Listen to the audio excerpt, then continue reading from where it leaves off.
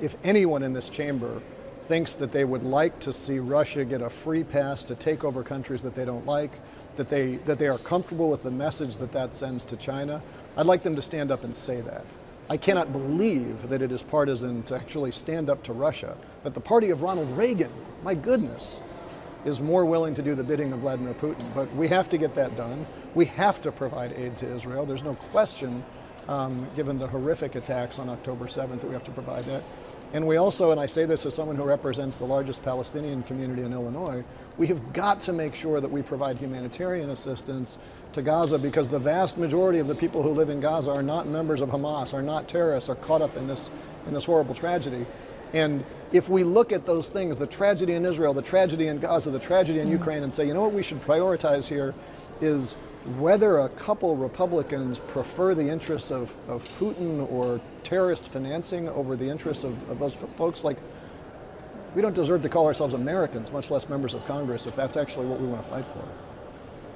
Well, Congressman, let's address that terrorist financing point a bit more, because you were one of the signatories on a letter that was signed by more than 100 members of both the House and the Senate to Treasury and Jake Sullivan, talking about Hamas and the financing of terrorist organizations through crypto. What exactly is it that you would like to see done here, knowing that a lot of terrorism and other illicit activity is financed with U.S. dollars?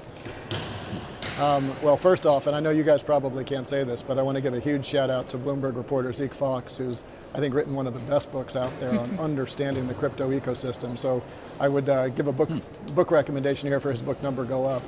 He's the best. We'll pass that along. Yes, please do.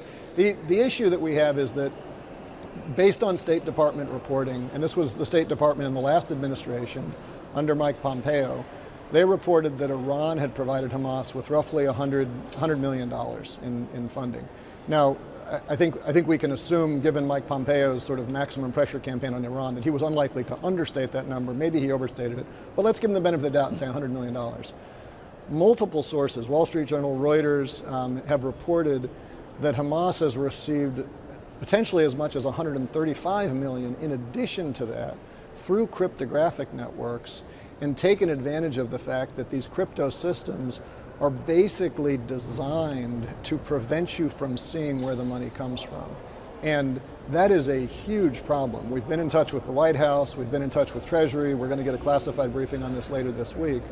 But if we are calling out, as we should, Iran's role in financing terrorism around the world, we should be calling out the crypto industry even louder, because they appear to be a larger source of this funding.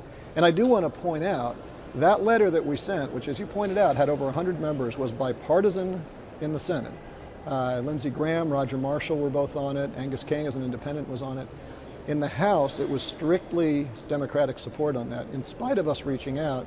And a big part of that reason is because Tom Emmer, who we were mentioning before, actually introduced and passed a bill through the Financial Services Committee to prevent our financial regulators from going after money transfers if they are done in cryptographic networks. Warren Davidson has passed a similar bill to make it easier to traffic money through cryptographic networks. And Patrick McHenry, Speaker Pro Tem, Chair of the Financial Services Committee, has also supported that. And so we've had a real problem getting Republican support in the House for something that seems really easy. Let's not use financial networks to send money to terrorists.